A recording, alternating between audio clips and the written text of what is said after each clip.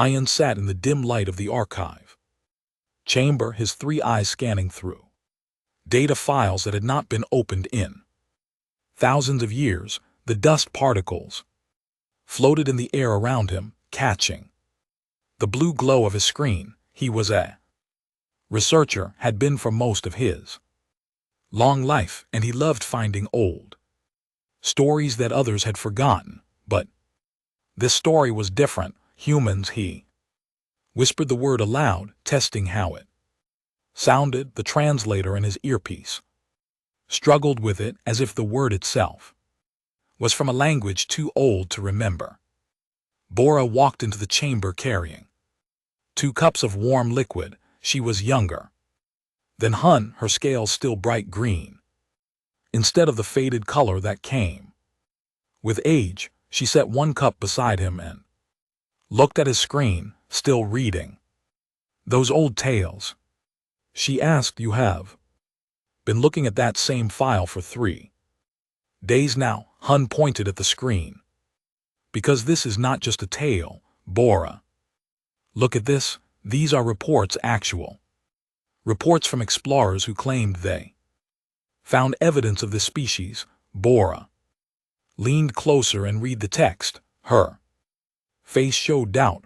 "Hyan, this says that these humans could run for days without stopping, that they could survive in temperatures that would boil our blood or freeze our hearts, that they ate poisonous plants and drank acid for pleasure." She stepped back and laughed softly. "This is clearly fiction. Someone made these stories to scare people." But Hyan shook his head. He opened another file, then another. "Every civilization in the Galactic Union has a story about them.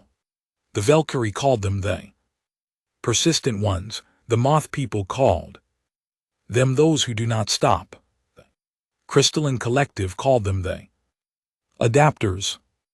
Different names, but always the same descriptions." He pulled up an image that made Bora step back in shock. It showed a creature standing on 2 legs like most intelligent species, but its body was wrong, too thick, too solid. Its eyes faced forward like a hunter, not to the sides like proper prey species. "According to these records," Yan continued, "humans evolved on a planet they called Earth, a death world, class 12 danger rating, class 12. Bora's voice rose in pitch. "That is impossible. No intelligent life can evolve on a class 12 world. The gravity alone would crush developing bones. The predators would eat any species before it could develop tools, unless," Hyan said slowly, "that species became the apex predator." The room fell silent. In all the thousands of species in the Galactic Union, none were apex predators. Every civilized race had evolved from prey animals, creatures that survived by running, hiding, or cooperating. Idea of a predator developing intelligence was the stuff of nightmares. Bora sat down heavily in the chair beside Hyan. "Why are you researching this? These humans are extinct." "Yes, these records are thousands of years old." Hyan pulled up his most recent discovery. 3 days ago I found something in the restricted archives, a star system labeled as quarantined. The name of the system is Sol, and in the old human language, Sol means sun. Their sun, many systems are quarantined, Bora said, but her voice was uncertain now. Dead worlds, failed colonies, places with dangerous radiation. This one is different. Hun entered a command and a new file appeared. It was marked with red symbols. That meant danger. 2 weeks ago, our deep space sensors detected a signal from the Sol system, an artificial signal. Someone is alive there. Bora stood up so fast her chair fell backward. No, Hyan, no. If even a small part of these legends is true, we should Leave that system alone, seal it, forget about it, but Hyen was already preparing a report. I have to tell the council, if an intelligent species exists that we do not know about, it is our duty to make contact. Our duty. Bora's scales turned dark with fear. Han, these stories say that humans hunted other predators for sport, that they looked at impossible challenges and chose to face them instead of running, that they bonded with other predators and made them into pets. One story says that humans would fight each other just to see who was stronger, and then the winner and loser would become friends afterward. Does that sound like a species we want to meet? Han saved his report and stood up. These are just stories, Bora. Exaggerations. If humans are real, they are probably just another species trying to survive. Like the rest of us. 3 days later, Han stood before the Galactic Council. The chamber was enormous, filled with representatives from 100 different worlds. Some breathed oxygen like him. Others required different atmospheres and sat in sealed chambers. Some were large, some small, but all of them had one thing in common: they were descendants of prey species. Han presented his findings. He showed the ancient text, the signal from the Sol system, the probability calculations that suggested humans might still exist. Most of the council members listened politely but without much interest. Old legends did not concern them. They had trade disputes to resolve, colonies to manage, treaties to sign. But then Elder Vexar spoke. Vexar was old, older than anyone else in the chamber. His species lived for thousands of years, and he had been a council member for longer than some civilizations had existed. When he spoke, everyone listened. I remember, Bexar said, his voice like rocks grinding together. I was young when the quarantine was placed on the Sol system. My grandfather told me why. The chamber fell completely silent. The humans were not extinct, Vexar continued. They were sealed away, locked behind warnings and forbidden zones, because the species that found them were terrified, not because humans attacked them, but because of what humans were capable of. Capabilities can be good, someone said from the back of the chamber. Technology, science, art. You misunderstand, Vexar interrupted.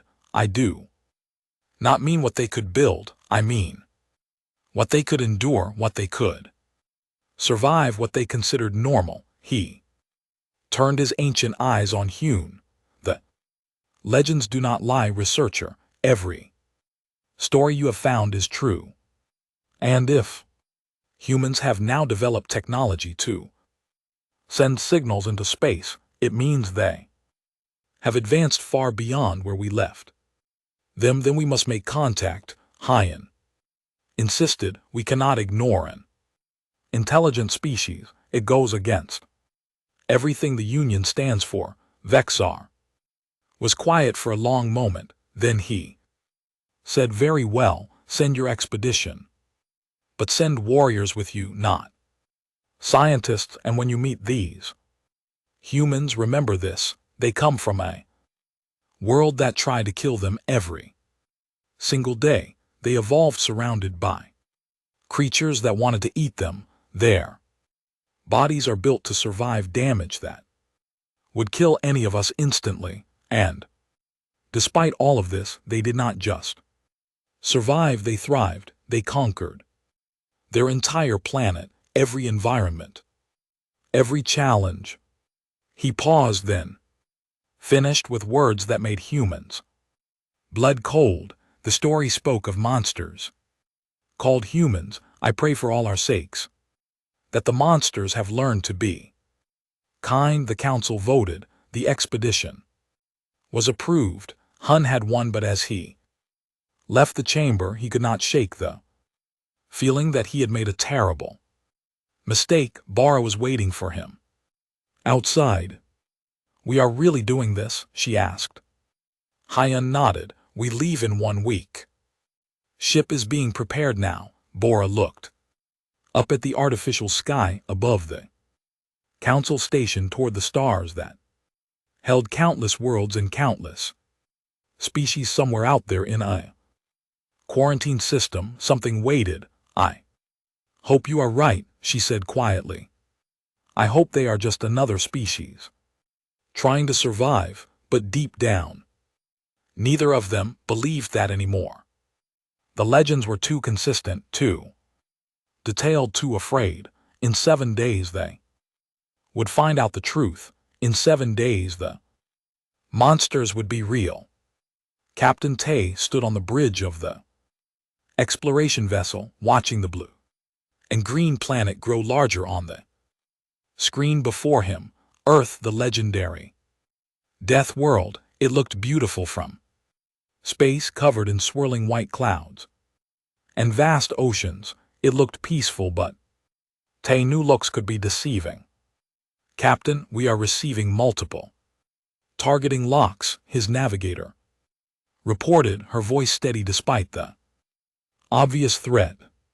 "Sources.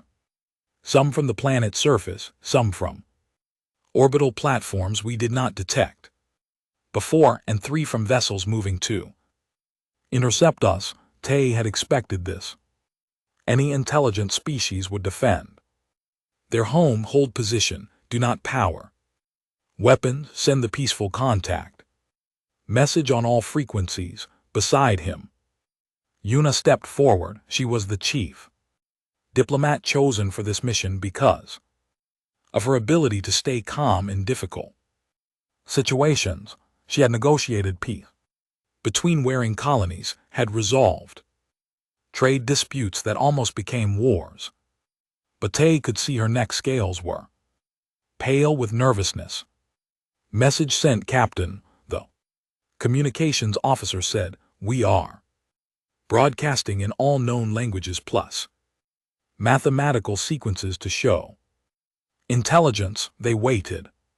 The seconds felt like hours. Behind them at the security station, Doyen checked his weapons for the 5th time. He was responsible for the safety of everyone on the ship, and he did not trust this situation. Ancient legends about monster species did not make for comfortable first contact scenarios. "Captain, we have a response," the communications officer said suddenly. "Audio and visual, the signal is surprisingly clear. Their technology is more advanced than we estimated. Put it on screen," Tae ordered. The main display changed. A face appeared and every person on the bridge froze. It was human. The face was flat compared to most species, with 2 eyes positioned at the front like a predator. The skin was smooth and had a warm brown color. Black hair covered the top of the head. When the human smiled, Tae could see teeth that were designed for both tearing meat and grinding plants. Omnivore teeth. Predator teeth. "This is Officer Juan of the Earth Defense Network," the human said. The translator worked perfectly, converting the sounds into words they could understand. "Welcome to our solar system. We have been expecting visitors for a very long time. Please state your intentions." Tae glanced at Yuna, who nodded and stepped forward. "This is the Galactic Union exploration vessel Brightwing. We come in peace, seeking to establish diplomatic relations with your species. We apologize for entering your space without prior contact, but we only recently discovered that your species still exists." The human Juan tilted its head slightly. The gesture seemed curious. "Still exists? Were you expecting us to be gone?" There was an awkward pause. "How did you tell a species that everyone Thought they were extinct or just a scary story we had incomplete information. Yuna said carefully. Our records indicated that your system was uninhabited. We are pleased to learn this is not true. Jiwon's smile widened. I see. Well, we are very much alive, and yes, we are interested in meeting our neighbors. However, I must warn you, our planet's environment may not be suitable for you. Our gravity is significantly higher than standard. Our atmosphere is oxygen-rich, and our biological contamination protocols are strict. We understand, Yuna said. Perhaps we could meet on neutral ground, a space station, or one of our vessels. That would be acceptable, Jaewon agreed. We have a diplomatic shuttle prepared. We can meet at your current position in 6 hours. Is that suitable? 6 hours. Most species would need days to prepare a diplomatic mission to get approval from governments. To select representatives, humans were ready in 6 hours. That is very suitable. Tae said, we look forward to meeting you in person. The transmission ended for a moment. No one on the bridge spoke. They seemed friendly, Yuna said, but her voice was uncertain. Doyen pulled up the visual recording of Jiwon and began analyzing it. Look at the muscle structure visible in the neck and arms. Very dense, and the bone structure of the face suggests the skull is thick, probably to protect the brain from impacts. These are not fragile beings. Many species are physically strong, Yuna countered. That does not make them dangerous. True, Doyen said, but combined with forward-facing eyes, omnivore teeth, and the confidence in their voice, these are apex predators who became civilized, not prey species, who learned to defend themselves. There is a difference. The 6 hours passed quickly. Tae had his crew prepare the main meeting chamber, adjusting the atmosphere and gravity to what humans would find comfortable according to the data they had been sent. When the human shuttle arrived, it moved with a grace that surprised Tae. It was not the largest vessel, but its design spoke of efficiency and purpose. No wasted space, no decorative elements. It was a tool built for a specific function. The docking process was smooth. Tae, Yuna, and Doyen went to the airlock to greet their visitors.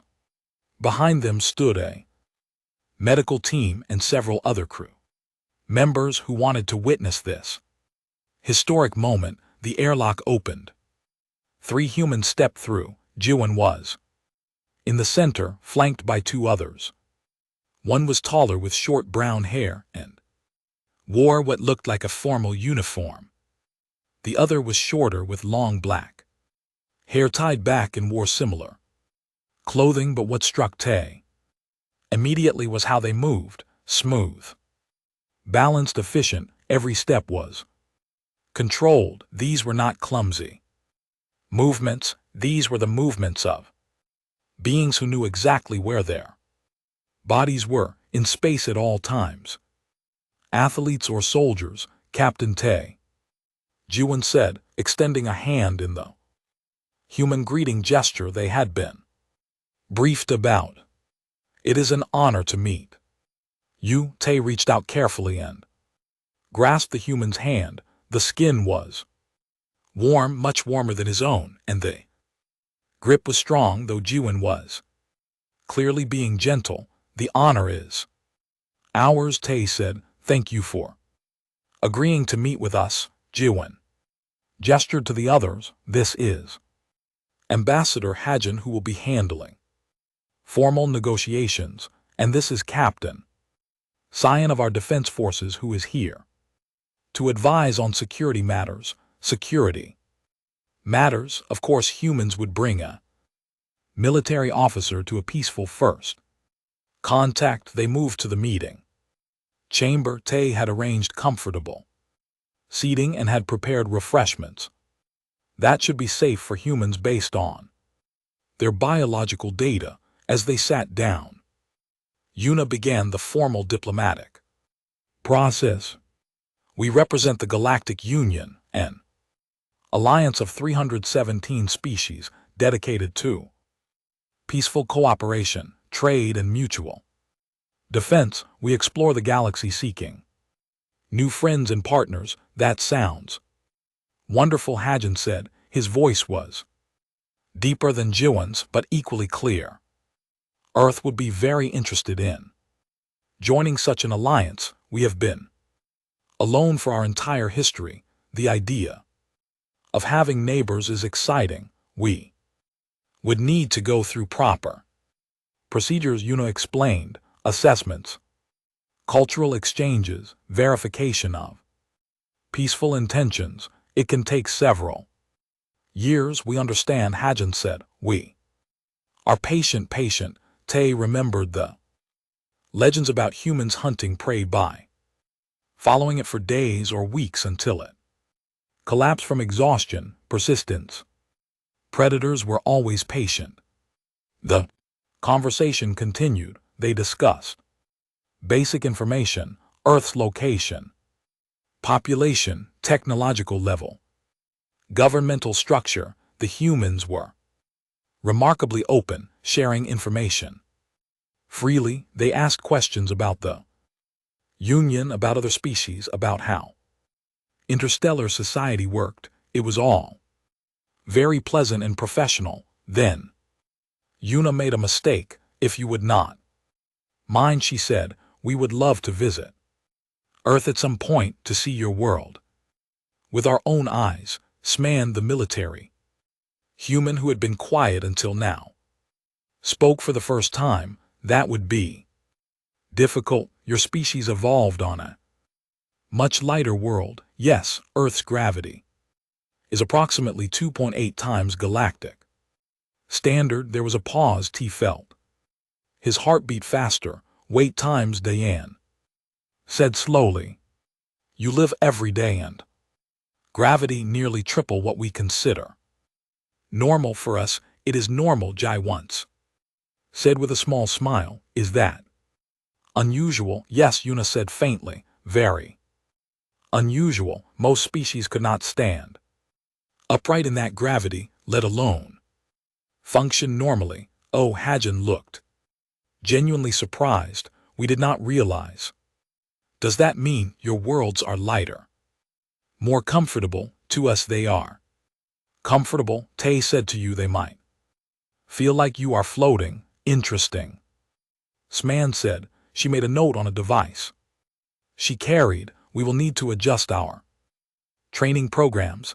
Our soldiers will need to practice fighting in low gravity environments. Fighting, she immediately thought of combat applications. The rest of the meeting continued, but everyone was more cautious now.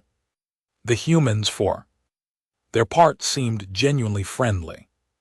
They laughed at jokes, asked thoughtful questions, and showed real interest in learning about the Union, but small things kept appearing that reminded Tay of what they were. Hajin casually mentioned that humans regularly swam in water for recreation despite their planet having predators that could kill them. Jaiwan talked about hiking through wilderness areas where the temperature changed by 50 degrees in a single day. Salman mentioned that basic military training involved carrying heavy equipment while running for long distances, things that would kill most species. Humans did for fun. As the meeting ended and the humans prepared to leave, Yuna suddenly swayed on her feet. The gravity in the chamber had been adjusted to human standard for courtesy, but she had been standing for too long.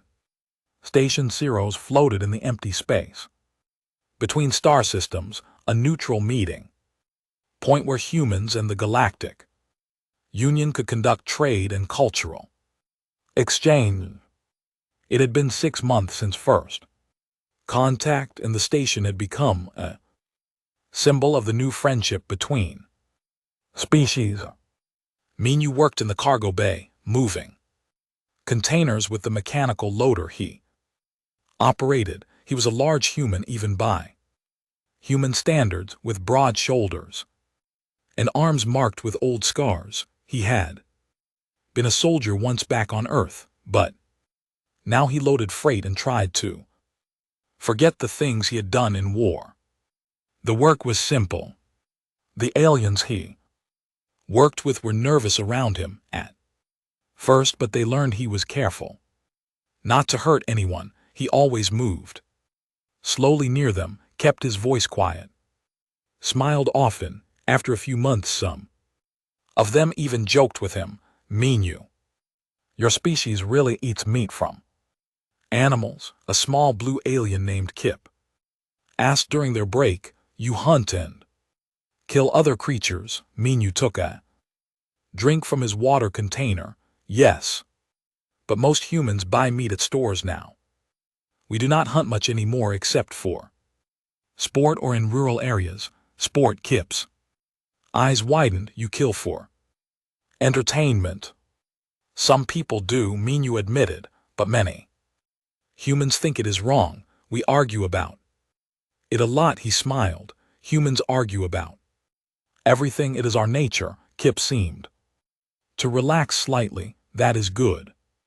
Arguing is better than fighting, Minyu agreed, though he could have told Kip that humans were very good at both. Elsewhere on the station, Sujin worked in the medical bay. She was a doctor trained to treat both humans and the various alien species that visited the station. It was challenging work. Different species had completely different biology, different reactions to medicine, different pain tolerances. She had learned quickly that what humans considered mild discomfort, most aliens considered serious pain. A simple bump that would give a human a small bruise could crack an alien's bone. It made her extremely careful in her work. Dr. Sujin, one of her alien assistants, called. The latest shipment of supplies has arrived. Should I store them? Yes. Thank you, Sujin said, reviewing her inventory. Put the pain medication in the locked cabinet. Some species could overdose on what we consider a normal dose. The assistant nodded and left.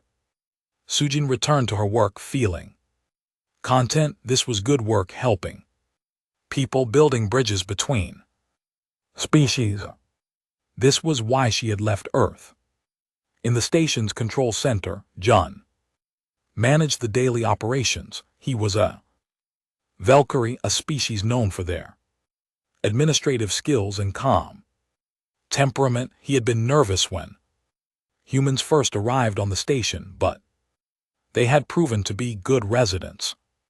They followed the rules, paid their fees, and helped other residents when needed. The only problem was that human music was very loud, and they seemed to enjoy foods that smelled terrible to other species, but these were minor issues. Administrator Jun, his assistant, said, we have an unknown vessel approaching. They are not responding to hails. Jun felt a flutter of worry in his chest. Send the standard warning. If they do not respond, activate the defense protocols. But before the warning could be sent, the vessel opened fire. The first explosion rocked the station. Alarms blared. Screens showed hull breaches in 3 sections. People screamed in panic. Pirates, someone shouted. The Bloodclaw clan. Jun's hands shook as he tried to send a distress signal, but the communications array was damaged. They were alone, and the pirates were boarding. The Bloodclaw clan were famous across the galaxy. They were raiders who took what they wanted and killed anyone who resisted. They were one of the few aggressive species in the Union, and they used that aggression to terrorize peaceful civilizations. In the cargo bay, Minu heard the explosion and knew immediately what it meant. He had heard that sound too many times in his old life. He dropped his tools and ran toward the emergency locker, pulling out the environment suit stored there. Kip, get to the safe rooms, he shouted at his coworker. Now run. Kip stood frozen in fear. Minu grabbed him and physically carried him to the nearest safe room, pushing him inside. Lock the door. Do not open it for anyone except station security. What about you? Kip asked, his voice high with terror. I will be fine, Minu said. It was probably a lie, but it made Kip feel better. More explosions, more screams. Minu sealed his environment suit and grabbed a heavy metal bar from the cargo equipment. It was not a weapon officially, but it could be. In the medical bay, Sujin heard the screams of injured people being brought in. She worked quickly, treating burns and broken bones, but then armed pirates burst through the door. They were tall, covered in thick scales, carrying weapons that looked brutal and efficient. One of them pointed his gun at Sujin. You doctor, you come with us. Anyone tries to stop us, we start killing hostages. Sujin raised her hand slowly. I will come.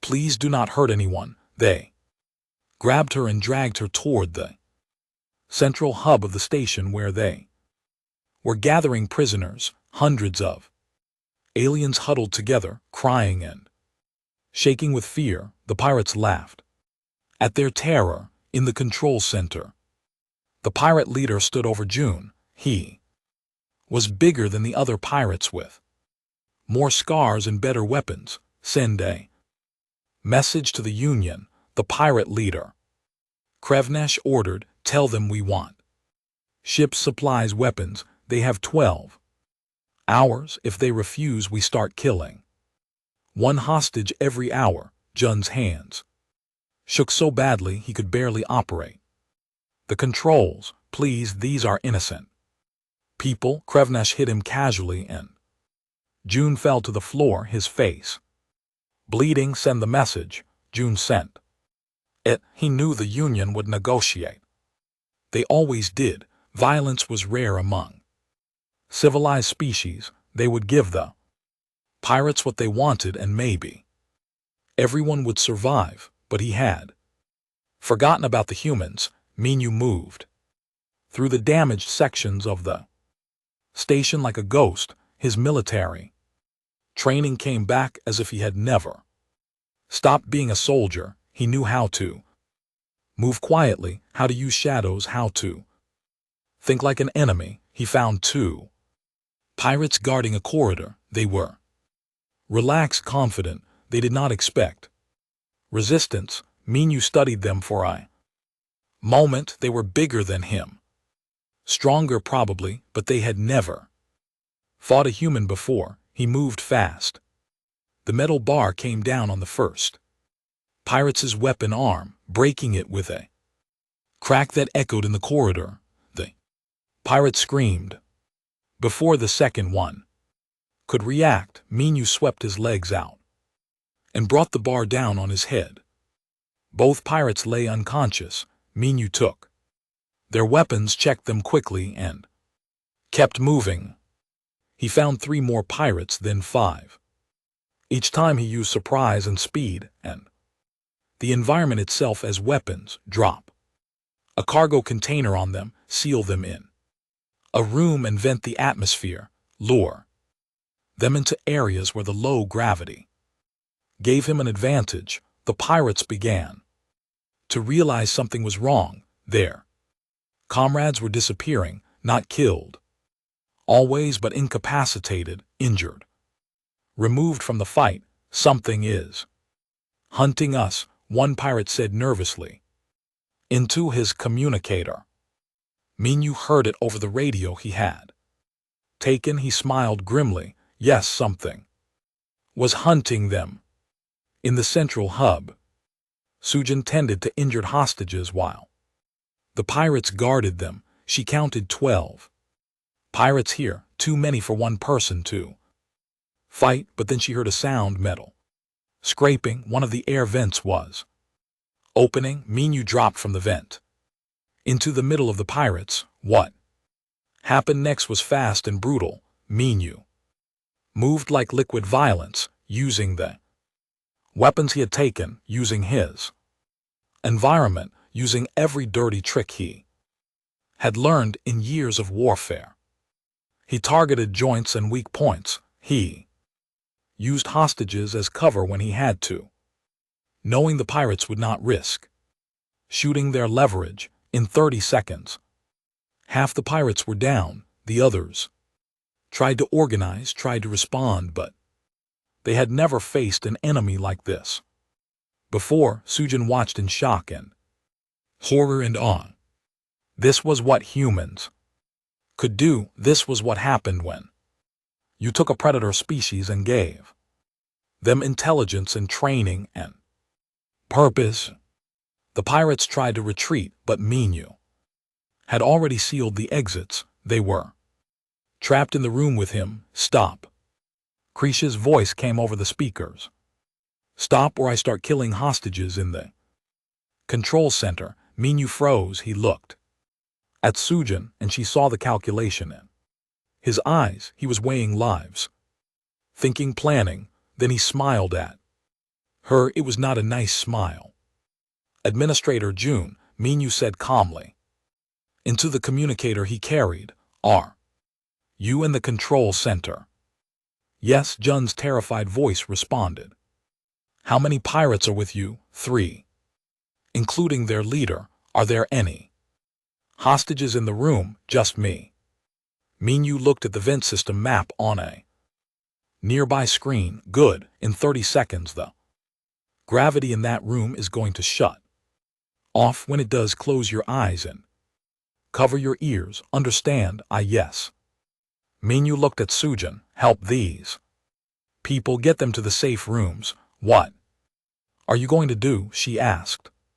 Something stupid, he said, but effective. He disappeared back into the vents in the control center. Krevin paced angrily. Where are my soldiers? Why are they not responding? Then the gravity turned off. Everything in the room began to float. What is this? Creech demanded. Turn it back on. Vent opened. Minyu came through like a bullet, using the zero gravity to move in ways that should not be possible. He hit Krevnesh with his full body weight, driving them both into a wall. In zero gravity with no training, the pirates flailed uselessly. Minyu knew exactly what he was doing. He had trained for zero combat. The colony on planet Kelvor was dying. Administrator Mur looked at the reports with growing despair. The volcanic activity was increasing. Toxic gases filled the air. The temperature was rising daily. In 2 weeks, maybe 3, the entire colony would be uninhabitable. They needed to evacuate 5,000 colonists, but the rescue ships would take a month to arrive. We will not survive that long, her assistant said quietly. The protective domes are failing. The filtration systems cannot handle the gas levels. Mir wanted to argue, but she knew it was true. Her people were prey species, evolved on gentle worlds with kind climates. This planet had seemed safe when they colonized it 10 years ago, but something had changed deep underground. Now the planet was becoming hostile, and her people would die. Send another distress signal, she said. Tell them we have 2 weeks at most. Maybe they can send ships faster, but she knew they could not. The nearest rescue fleet was too far away. This was the frontier, the edge of explored space. Help was always slow to arrive here. The next day she received an unexpected response. This is the Earth vessel determination, a human voice said over the communication channel. We received your distress call. We are 3 days away. Can you survive that long? Myra felt hope and fear mixed together. Humans, the species that everyone whispered about, the monsters from the legends, but they were offering help. Yes, she said, we can survive 3 more days, but I do not understand. What can you do that our own rescue ships cannot? There was a pause. Then the human said, we can work in environments that would kill most species. Our people are trained for extreme situations. If your planet is becoming hostile, that is exactly where humans are most useful. 3 days later, the human ship arrived. It was smaller than me expected, designed for efficiency rather than size. When the shuttle landed at the colony's main dome, Mir and her staff went to meet them. 2 humans emerged. One was tall and thin, wearing a suit that looked surprisingly light considering the hostile environment outside. The other was shorter and more muscular, carrying equipment that seemed impossibly heavy. I am Gunwu, the tall one said, bowing slightly in a gesture of respect. I am a xenobiologist. This is Uni, our environmental engineer. We are here to help. Me bowed back, trying not to show her nervousness. These were humans, predators, beings who came from a death world, but they seemed polite. Thank you for coming, she said, but I must warn you, the conditions outside are extreme. The temperature is over 380 degrees. The air is toxic. The gas will burn through most protective equipment.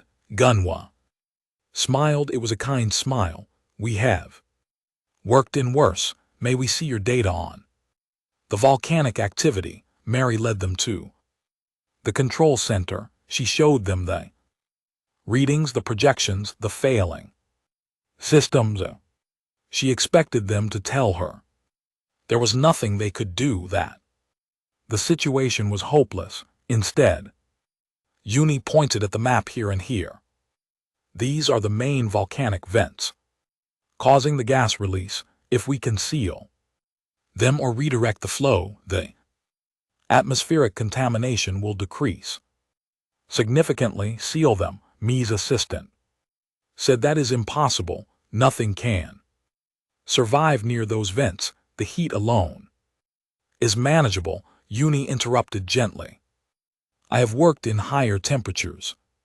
The bigger problem is the toxic gas, but our suits can handle it for several hours in an environment that would kill any Union species in minutes. Show me your protective equipment, Gunwa said. I need to understand what your people can tolerate, so I know what areas to prioritize. As they worked, Mer watched the humans carefully. They moved with purpose and confidence, but not arrogance. They asked questions, listened to answers, and planned carefully. We will need to go outside, Uni said after reviewing all the data. I need to see the vents directly to know how to seal them. Gunwu will check on the colonists who are showing symptoms from gas exposure. I will come with you, Mai said quickly. I should document this for the council. Gunwu looked at her thoughtfully. Can you survive in the environment outside in my protective suit for short periods, maybe an hour? Then you will stay close to me, Gunwu said. I will watch your suit's readings. And GT. If you start a struggle, we return immediately. Agreed. Me agreed. Going outside was like stepping into a nightmare. Even through her protective suit, she could feel the heat. The air was thick with toxic gases that made visibility poor. The ground shook constantly from underground tremors, but Gunwoo walked through it like he was taking a casual stroll. The temperature is higher than we thought, he said calmly into his communicator. Yaoni, you will need to adjust your equipment. Timing, acknowledged Yunbai's voice. Responded, I am at the first vent now. Beginning assessment, my followed Gunwoo as he examined the colonies. External sensors, checking damage. Taking samples of the toxic air. His movements were methodical and professional. He showed no signs of discomfort even though May's suit alarms were already warning her that she was approaching her safe exposure limit. Your readings are dropping, Gunwoo said, checking a device on his wrist. We should go back, but we have only been out here 40 minutes, Mir protested.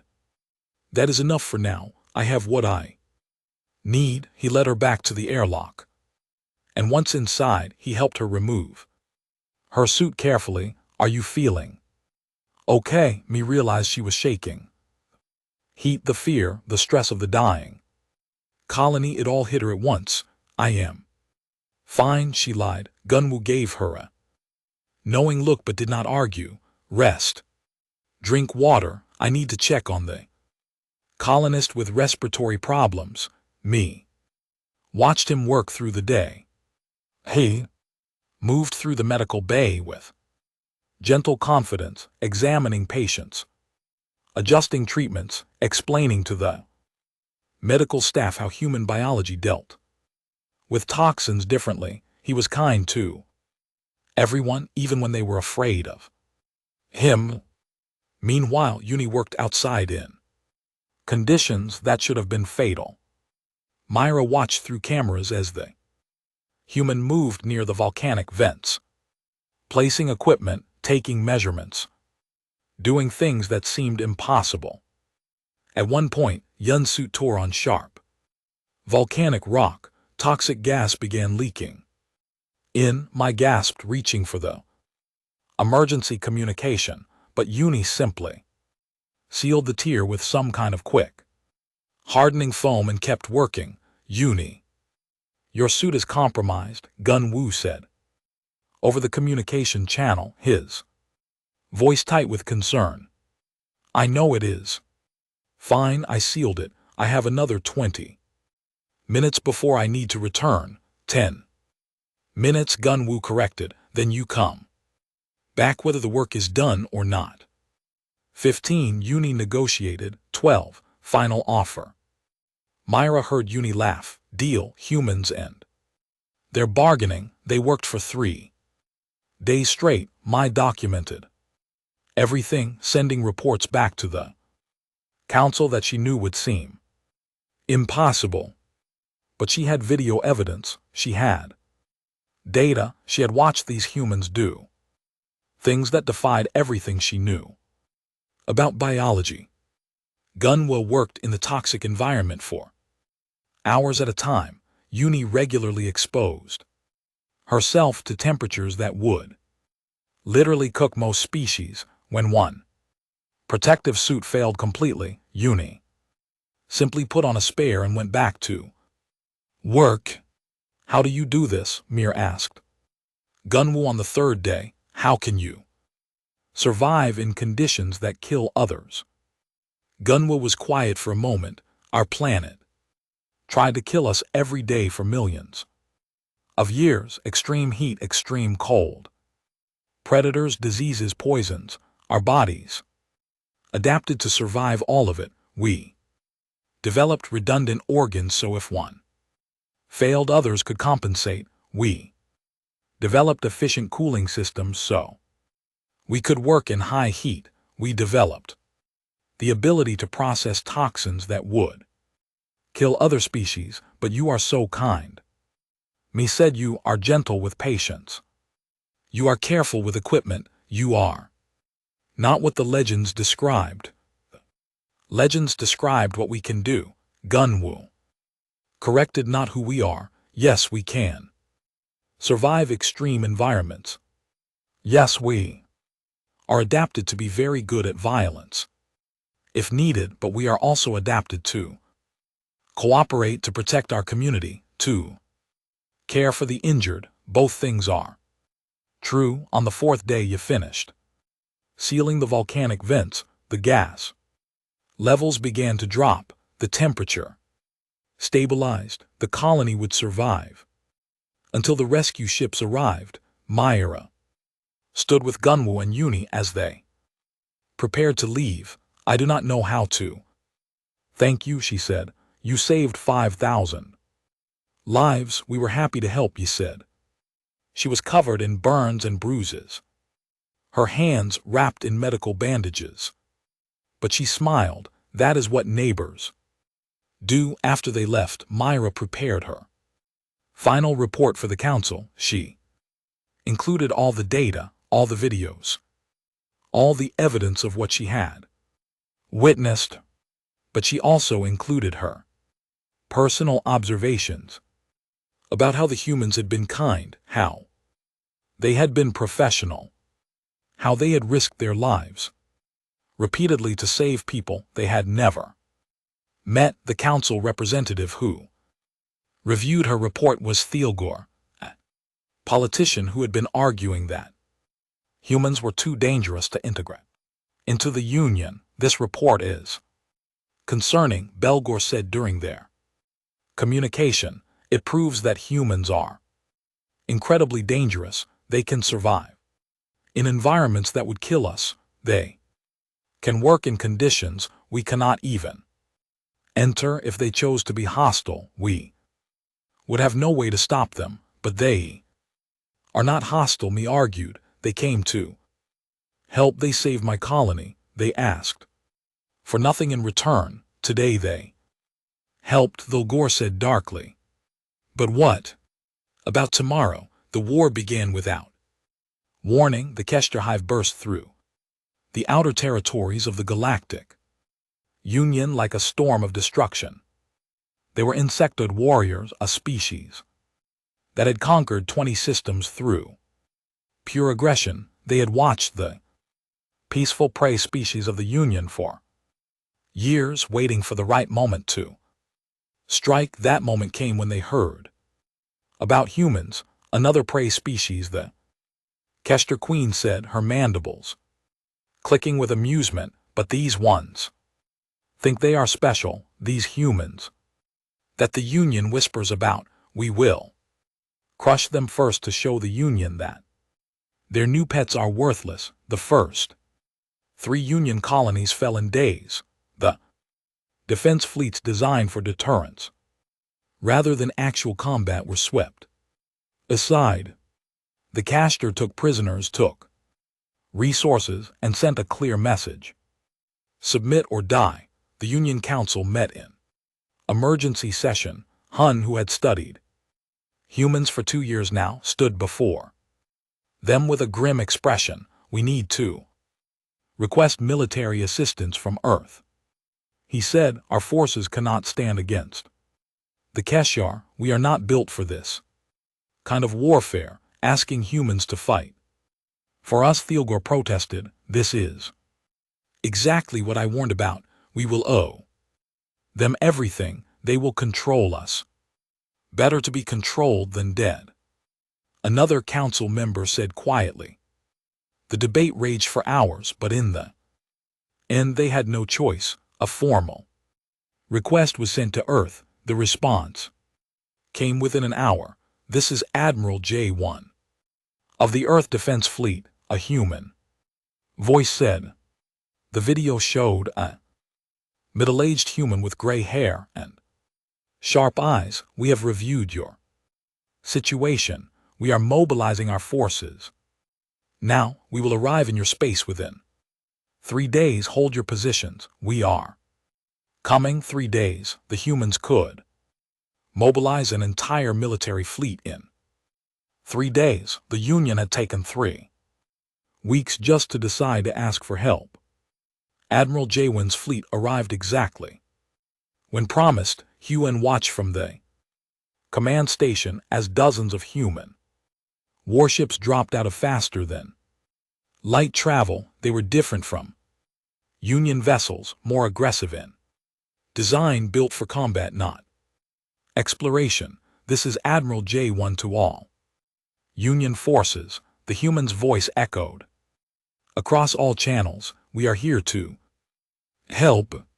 Please transmit all tactical data on Kester positions, fleet strength, and combat capabilities. We will coordinate our response. Within an hour, the human fleet had integrated with Union forces. Within 2 hours, they had a battle plan.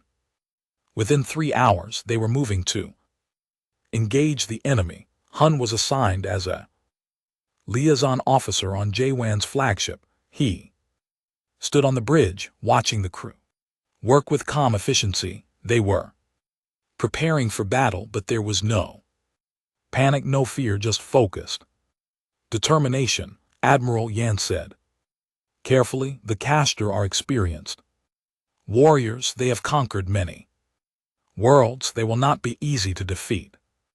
J1 looked at him with those sharp eyes.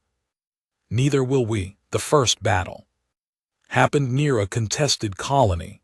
The Kester fleet was larger, more numerous.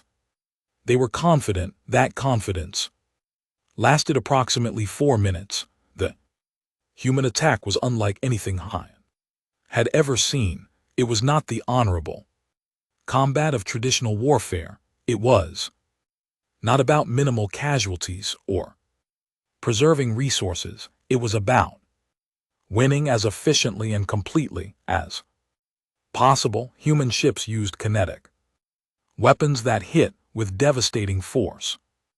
They used nuclear missiles that the Union had banned centuries ago as too destructive. They used electronic warfare to blind enemy sensors. They used tactics that seemed chaotic but were actually precisely calculated.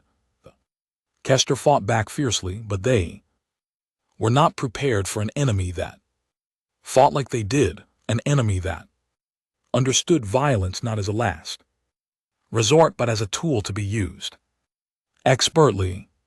In 30 minutes, the Kester fleet was destroyed or retreating.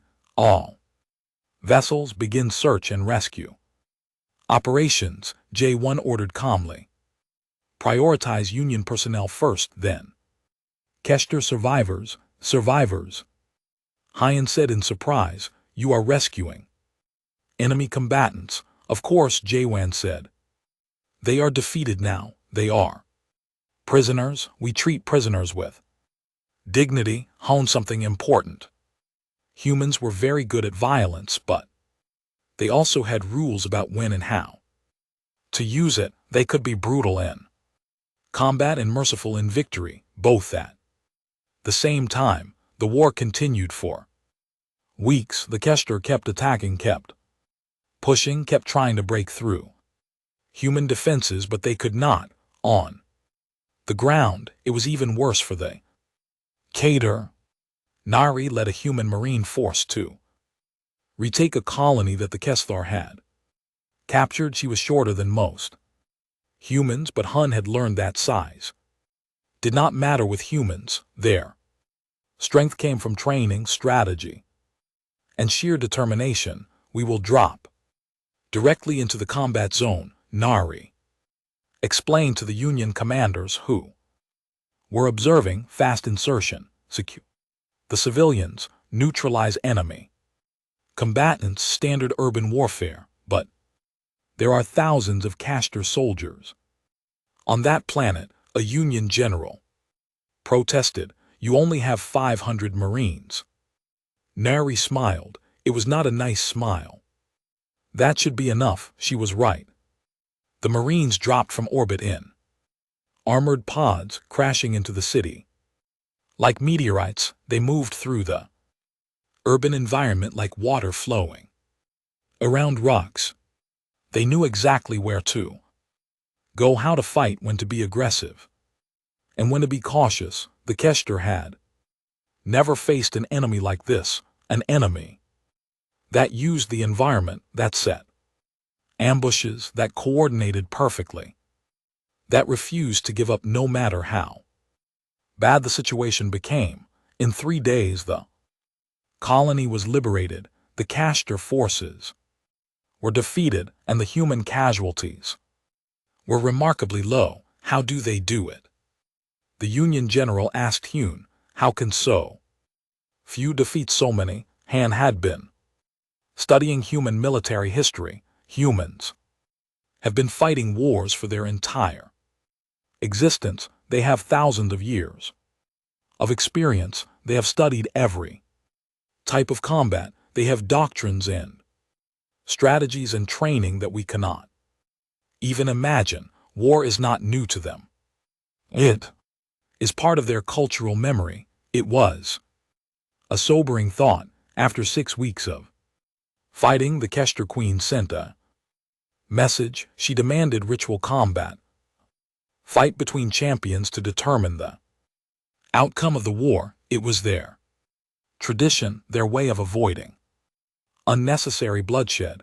The Union Council wanted to refuse. They did not have champions who could fight Castor warriors, but Nari volunteered. This is foolish, Hien told her before the fight.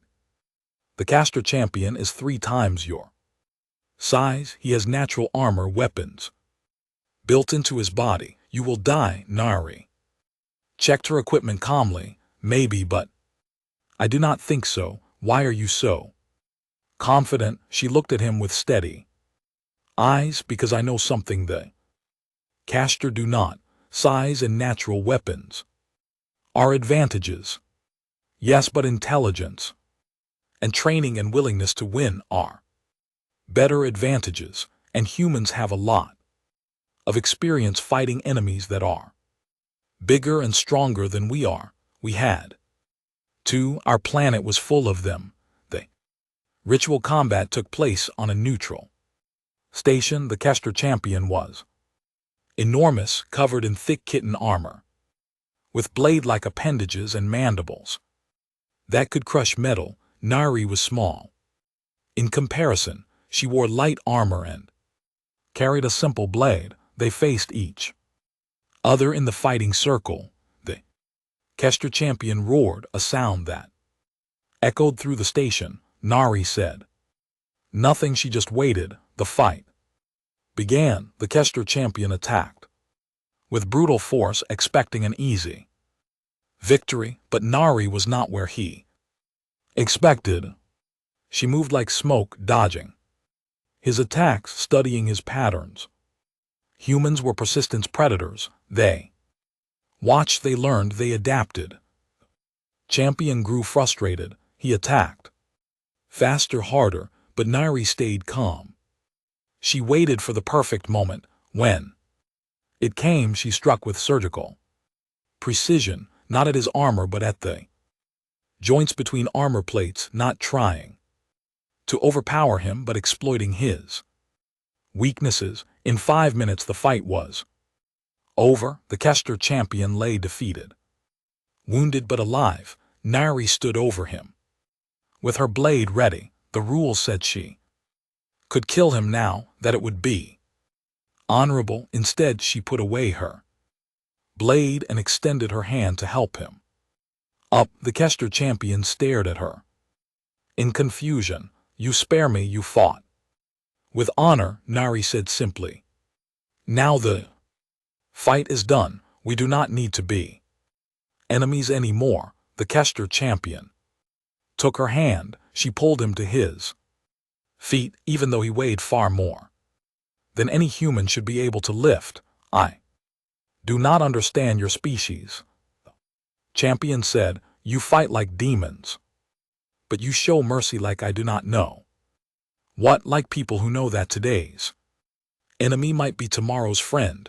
Nari said, we have learned this lesson many times on our own world. The Castor Queen honored the ritual combat.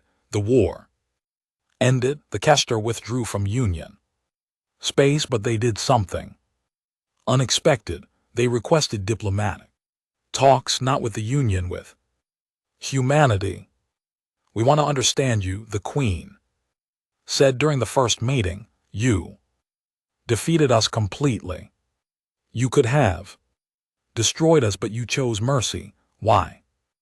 Admiral Jawan Nari and a diplomatic team met with the Kester leadership. Hun was there as an observer because we know what it is like to be warriors. Juwen said, on our planet we fought each other for thousands of years, tribe against tribe, nation against nation. We learned that winning the war is not the same as winning the peace. We learned that defeated enemies can become allies if you treat them with respect. The Queen tilted her head. We thought the Union were weak because they feared violence, but you are not weak. You understand violence better than we do.